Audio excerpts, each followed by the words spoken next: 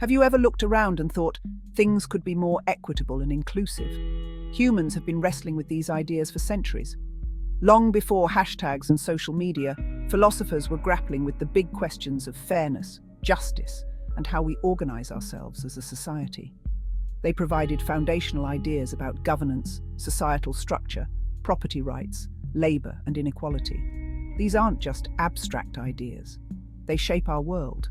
They impact everything from our laws to our jobs and the public services we receive. To understand where we are today, we need to take a trip back in time to visit the ideas of three influential thinkers: Thomas Hobbes, John Locke, and Jean-Jacques Rousseau.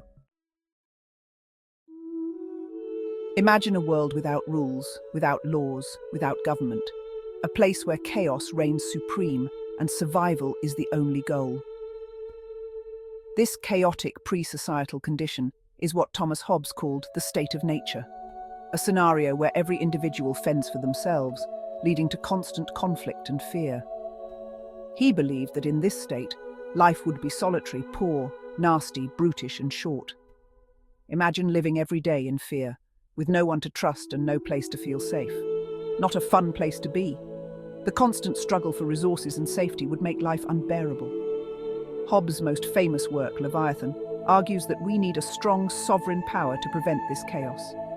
He believed that only a powerful authority could maintain order and protect people from their own worst instincts. Think of it like a referee in a sports game. The referee ensures that the game is played fairly and that everyone follows the rules. Without rules and someone to enforce them, things would quickly get out of hand. The game would descend into chaos, much like society would without governance. For Hobbes, the role of government was to ensure security, even at the expense of some individual freedoms. He believed that a strong government was essential to prevent the anarchy of the state of nature and to provide a stable and secure society for all. John Locke had a more optimistic view of human nature. He believed that we are born with natural rights to life, liberty, and property. These rights weren't granted by any king or government. They were inherent to our existence.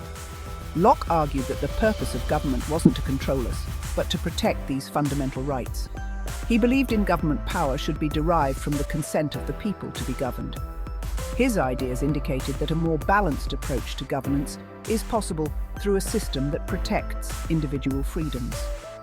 Locke's work could be argued to have laid the foundations for the debate about fair economic practices, emphasizing that property and labor are important personal rights. He argues that political power, regulations and laws should be employed to protect property, and that would be for the public good. He also stated that every man has a property in his own person. This no body has any right to but himself. The labor of his body and the work of his hands, we may say, are properly his. His ideas were revolutionary and deeply influential, shaping the American Declaration of Independence and other declarations of human rights. Jean-Jacques Rousseau had more faith in the human nature. He believed that humans are naturally good, but are corrupted by society. He argued that civilization, with its emphasis on property and social status, creates inequality and conflict. In his book, The Social Contract, Rousseau explores the idea of a society where people voluntarily surrender some individual freedoms in exchange for the common good. He believed in a government based on the general will, the collective desire for what's best for everyone. So, how do these philosophers from centuries past connect to the modern concepts of equality, diversity, and inclusion? Their revolutionary ideas continue to resonate, shaping our contemporary understanding and practices. Their ideas laid the groundwork for many of the principles we value today. Hobbes' emphasis on the rule of law reminds us that a just society requires clear rules and consequences to protect everyone's rights. Locke's focus on natural rights underpins our understanding of inherent human dignity and the importance of individual freedoms. His belief in life, liberty, and property continues to influence our views on personal autonomy and civil liberties. Rousseau's critique of inequality challenges us to examine and address systemic barriers that prevent everyone from reaching their full potential. His ideas push us to strive for a more equitable society where everyone has the opportunity to succeed and thrive. Moreover, Rousseau's discussions about inequality as a result of private property remain relevant today, as wealth has evolved into various forms of property, including physical assets such as land and buildings, financial assets such as capital and shares, and intellectual property encompassing inventions and technological advancements, often referred to as rentier capitalism.